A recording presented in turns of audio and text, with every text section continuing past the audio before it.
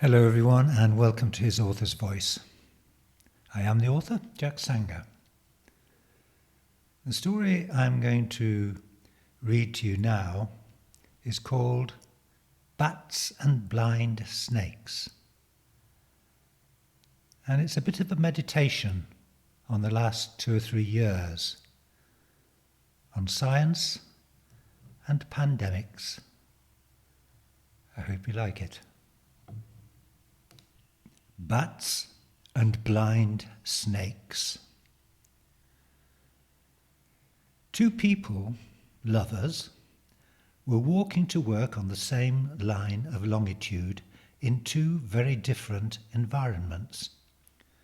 Gina Blake, aged 23, a postgraduate student, was heading to pharmaceutical laboratories masked by a bland, high-rise exterior in the middle of a city.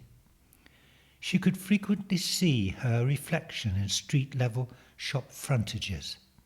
Her bright blue tracksuit and the red bandana covering her short black hair bobbed in multiple reflections.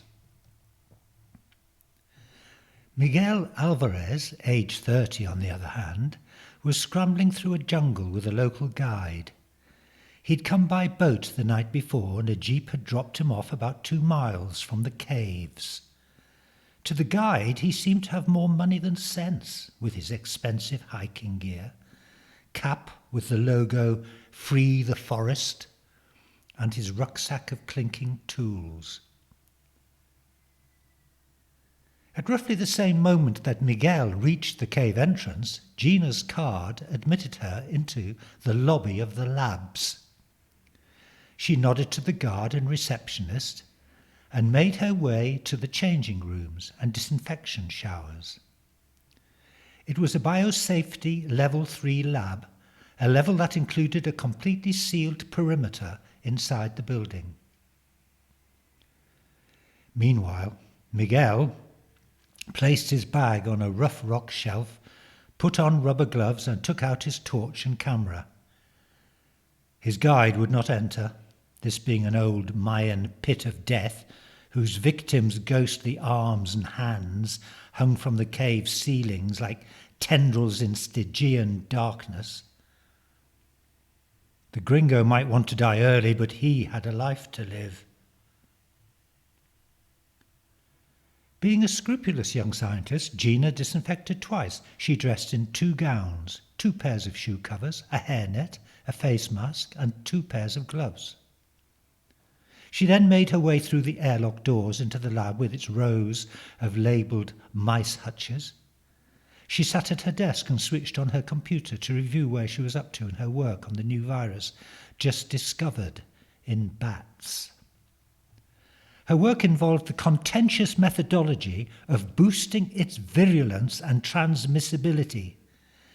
It was known as a gain of function study, in which viruses, bacteria, or other pathogens are boosted in the lab, either intentionally or unintentionally, that possess more virulent and disease-causing features than are found in nature. Whilst the work would shortcut the likely evolutionary path of a virus, should it ever enter the human chain, and thereby afford routes to novel vaccines, it was dangerous. An escape from the lab could be potentially catastrophic, particularly since no exponential gain of function in a virus had ever been observed like the one she was working on. Miguel moved from the cave entrance, his torch illuminating a church-like structure of pillars and galleries, somewhat mossy and damp. At the far end it narrowed and began to twist into a corridor before opening into the cave he had heard about. The smell of bat feces was so overpowering he pulled on a mask. His heart palpitated as his beam traced hundreds of thousands of bats fluttering at being disturbed. And hanging between them, clinging to the cave's roof, were thousands of sightless, deaf snakes. It was like an upside-down sea, exactly as the early report had suggested. As he watched, a snake suddenly closed its jaws around a bat that had brushed by, hitting it against the roof to break its wings so it could be ingested. The cave was a unique ecosystem. Bats and snakes in a strange form of symbiosis. "This is the only place in the world where this happens," said the biologist who discovered it. Gina Blake scrolled down the tables of experimentation and observation. So far, better than so good. The team had created a version of the bat virus which was 99% lethal in lab mice. But frighteningly, the virus could also kill within hours of entering the body. It had not had time yet to learn to adapt its lethal nature enough to keep its mouse host alive, as it obviously had in the bat colony where its effects were benign. She opened a cage where another corpse lay on the floor and lifted the body out and placed it for examination in a tray. Within minutes, she had taken samples and run them under a microscope. It was one of a sequence of 1,000 or more tests which all confirmed the 99% gain in virus strength. Very pleasing. Miguel pulled out a collapsible net and swung it through the air, capturing a small bat immediately. He disengaged it from the net, dropping it into a biosecure oxygenated container. He'd promised Gina he would bring back a specimen for her PhD studies. He made infrared and torchlit films of the cave for his documentary series on exotic destinations and turned to leave. Unwittingly, his shoulder brushed against a crevice in the wall. He didn't see the snake's head emerge at speed, nor did he feel its fangs nip through his jacket collar, just scratching the skin on his neck. When it began to itch, he thought it was a mosquito burrowing through his clothing and rubbed it as he exited along the corridor. Gina prepared an injection for another young, healthy mouse to infect it with the virus. She was holding the needle up high, checking the measure, intending to puncture the mouse's abdomen. She had been sitting in a motionless, bent posture for some time. When she had eventually lifted her arm, her body went into a slight spasm. The needle arced in the air and pierced the overall on her neck. She didn't notice. The droplets of fluid clung like tears to the fabric, dampening her skin beneath, but went on with her work, punctiliously and methodically. An hour later, when disrobing, she was desperate to undo the tightness of the overalls on her neck, which always chafed her, roughing up her skin. She rolled up and threw the garments into the bin for disinfection. Her muscles felt stiff and she moved her head this way and that, rubbing her neck briskly, before unthinkingly doing the same to her tired eyes, and then climbing into the shower.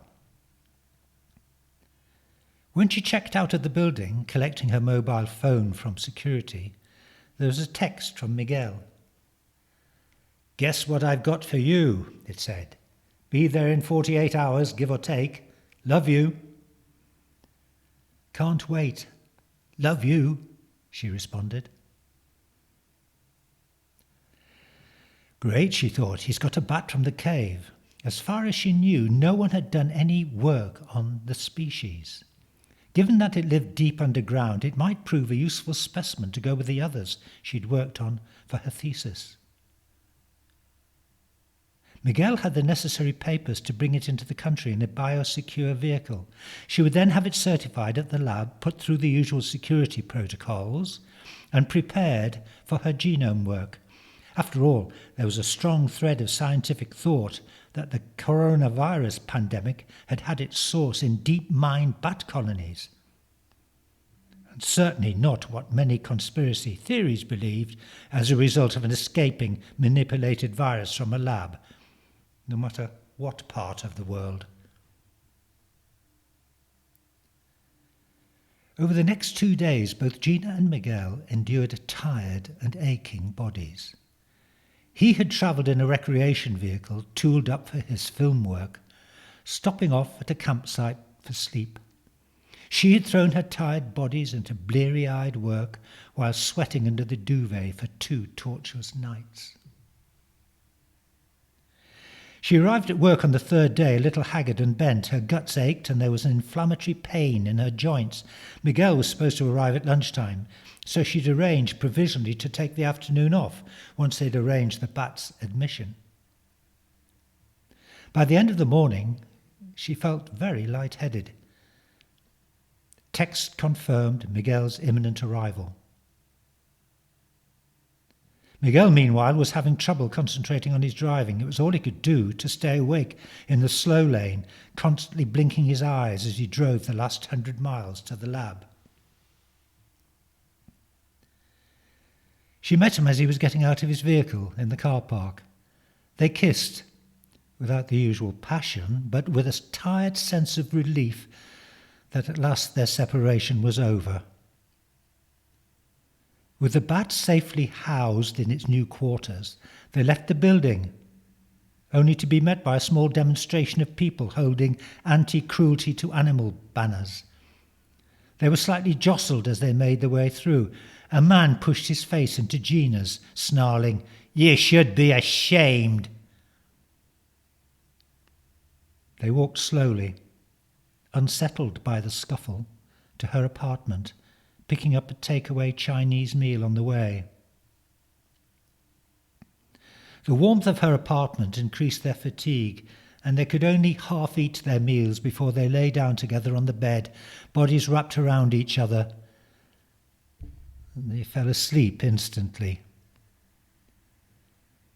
Gina woke up in the late afternoon with a feverish cold sweat covering her body. She shook Miguel, but he wouldn't wake. She pulled back the lids of his eyes, and they were covered in a dull yellow film. She picked up a hand mirror and saw that she too had signs of fever. She managed to phone the lab to report the sudden unaccountable sickness, part of the safety protocols of working with hazardous viruses.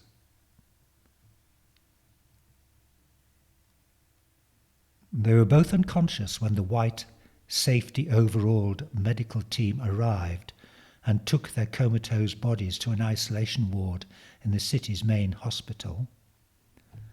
There, the nurses prepared them for examination by their leading physician. Swabs from their sweat and saliva were processed at Gina's lab. Blood samples were analysed.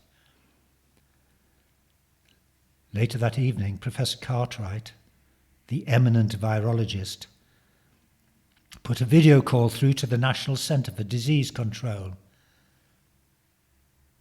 He was ashen-faced, tight-lipped, and his hands were trembling. From the corridor outside his office, nurses heard him shouting hysterically.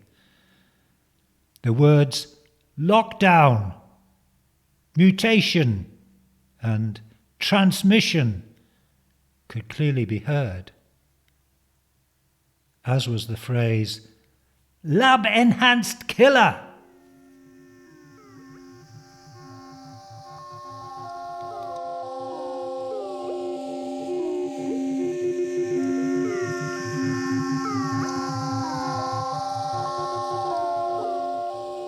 Well, there we are.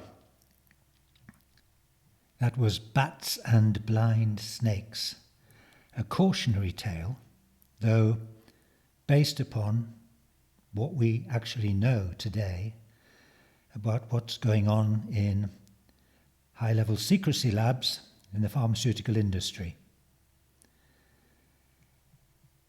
If you like that story and you want to hear more, there are plenty more on the site. Please subscribe and share the site link with your friends. Meanwhile, if you prefer to read, then on my website, www.jacksanger.com, you can find novels, plays and short stories, and even some poetry. It's all downloadable for free, or you can make a donation. It's entirely up to you. So, Till next time, I'll say bye-bye. Bye-bye.